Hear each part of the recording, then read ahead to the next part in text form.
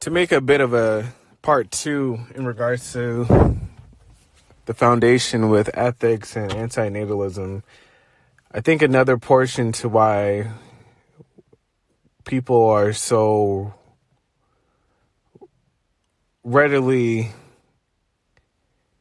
engaging in the fact of wanting to oppose antinatalism and this type of mindset is because, when it comes to this, it's essentially, frankly, saying, okay, we're seeing something that is quote unquote bad, and there are quote unquote not necessarily bad people, but people that are doing a bad act in this world. And no one wants to be associated with that type of connotation, to be affiliated with something that is, again, bad. So there is a type of personal attack that people feel like is being casted upon them. So they feel the need to, I guess, defend themselves and back why they're doing what they're doing.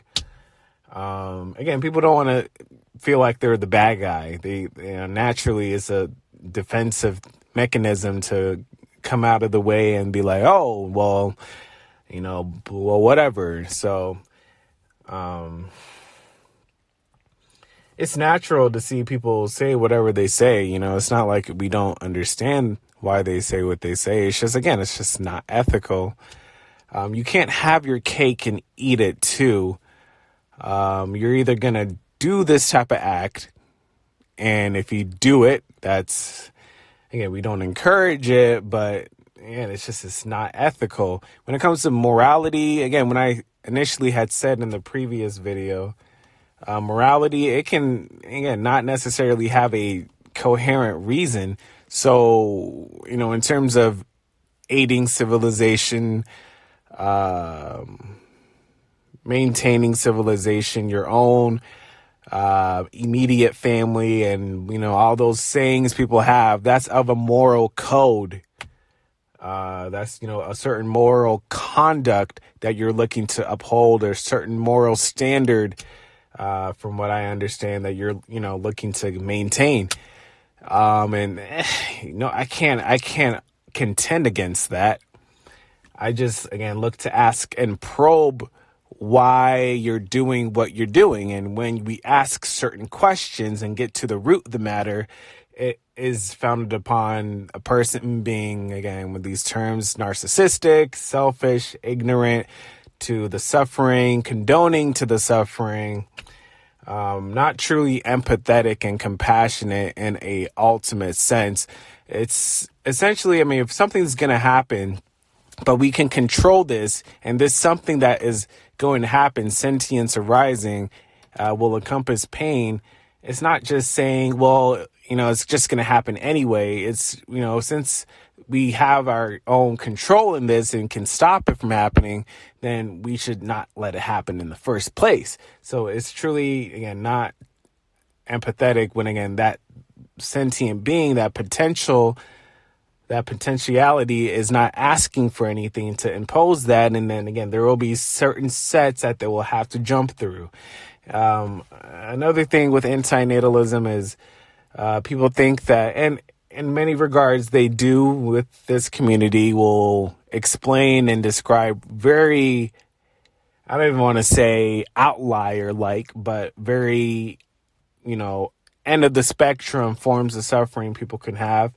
But I personally look at just the mundane, day-to-day, persistent, across the board types of burdens people have. You don't have to be a special flake.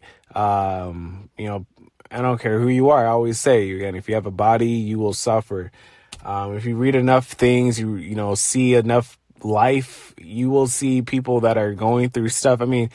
Again, when you talk about at bottom, people are fixing problems, at its root, you're just, again, describing the whole framework to this. So it's only but obvious to say then that there will be an extrapolation from that, where people will have even bigger problems than just simple things like, oh, well, what am I going to entertain myself today with, or, things like there will be, very unfortunate, very unpreferred scenarios that, we will find ourselves in because, again, at bottom, we're just fixing problems. So, I mean, from what could arise from that is only but bigger problems that are needing to be fixed. So it's just the framework to this is just, it doesn't make sense. Yeah. So again, people they don't like being associated to what's technically bad. It's not like ethics is everything, but I mean, if the world is founded upon people engaging in an unethical act, what else is what is everything? I mean, truly, it's just like, if that's the foundation we're starting on, I can only speak for myself, but I would want out. I'm okay. You guys can do what you want, but like, wow, like that's a trait that gets dismissed and disregarded. I'm okay. You guys can do what you want here, but like, wow, like it just goes to show. That's why I'm not surprised about certain things. When you look at what we're founded upon, what people condone, shouldn't be surprised what, we see where we are. It's only that, things can get worse, but we're founded upon something already kind of bad already. So, it just is what it is. I wish this type of thing was talked about more. A lot of times people just don't know. They just don't know. And for people that do, again, it's initially a hit or miss. You're going to have people that will be able to understand and it's just clear to them. Or you'll have people that are very defensive and will have certain cognitive barriers where they just will try to upkeep to the best of their ability. And that's where, again, with that one-to-one, let alone internet reaction, but person to person, human to human, physical reaction, when you're speaking with genuine people, it can bring about a lot of change. Again, if you read my past videos or listen, I still am, but I see the futility. Obviously, I always have when it comes to stuff like politics. I always cared about fixing things, fundamental things per se, I guess. But when it comes to something with antinatalism, this is something that we don't have to put on somebody else to have to vote for, or, it's within our control. So this is within our destiny. A lot of times we would like to, talk about these metaphorical, anthropomorphic beings, but in a way, we're the gods because we're continuing this. So we can stop this burden from having to be placed. So these types of discussions can change lives, let alone prevent lives from having to be here. So it's I really think it's a big thing. More than anything that I can do in terms of just anything across the web. That's why I look to post these videos, and I've done it before. I deleted my prior account, but if there's anything that I would want to do in realms of engaging with people's minds and seeing what and who they are, I would want to at least have this as some type of prominent subset to understanding people's personhood, because it's important. It's important whether we like to face it or not. So, again, ethics is not everything, but it's a pillar. It's a pillar. If you're not someone that is, again, ethical, and that's why, you don't, I like to bring veganism because it's a similar vein, but clearly it's different, obviously, but there's that similar ethical standpoint in that community and that philosophy. But it can be debated in a way of why people will abstain from such a thing, because they'll look to, I'm not a health expert, but people will look to explain why they have to eat or pretty much condone harm in terms of carnism and all the pain that comes with that. But with antinatalism, it's so unnecessary. There really is no point. And in both practices, carnism and procreation is still being unethical. It's just that at least with veganism, it's not even like it's really a justification, but it's more so like an excuse, I guess. I don't know. But with antinatalism, there really isn't an excuse. It's just even worse. Because you literally don't need to do it. You just want to do it at bottom. So again, it's unethical. I mean, again, that's really all that is saying. People can say, oh, I'm not an antinatalist, but like, really, it's just saying that you're looking at something, you're saying, wow, that's pretty screwed up. That's pretty fucked up, that you're putting someone in that scenario. If birth was somehow a different way, then we can have a different discussion. We wouldn't even necessarily be having a discussion. But because it's within this framework, we have to look at how it is. We have to look at the function, the process to how people come to be. And it's fucked up. It's screwed up.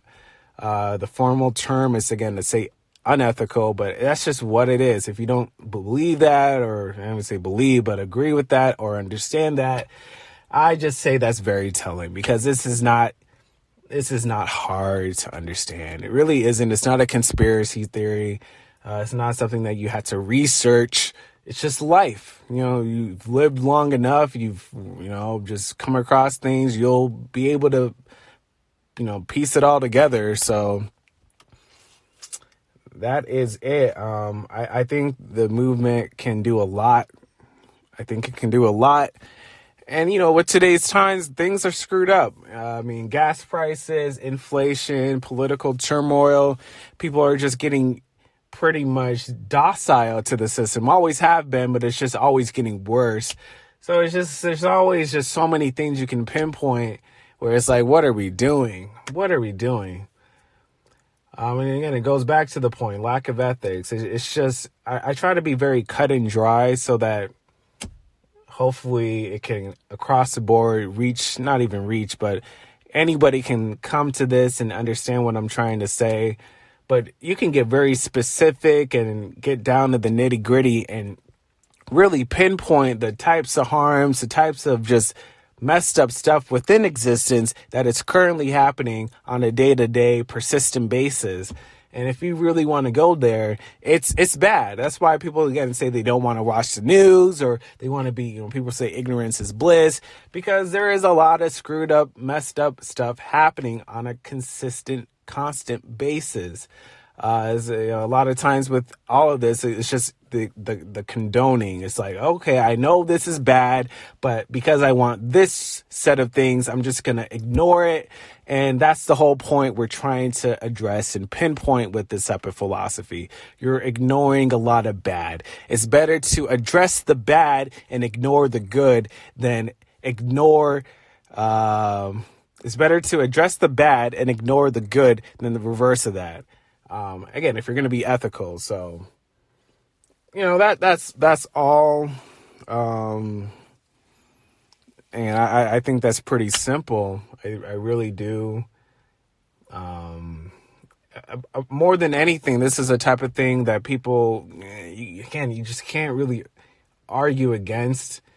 Because if you do try to make an argument, you're not going to be talking in the realm of ethics. And that's all we're talking about here. So unless you say what I'm saying is unethical, but it's like, really, I'm not like the fucking end all be all. But that the foundation of being ethical is, again, prioritizing preventing harm over pleasure. You have to seek aiding something that is needing to be fixed over looking to attain more pleasure to something that's not needing to be addressed and fixed. So it's 1, 2, 3 rudimentary stuff. It's very basic, but it can be very specified and specific to certain things. That's what I like. Again, I say, you can bring about very, intricate portions to existence that is constituting a lot of suffering. Again, I just try to talk in a broad sense so I can encompass most of this existence. But if you're not living under a rock, you see what's going on. So, yeah, it's just why I put it on somebody else.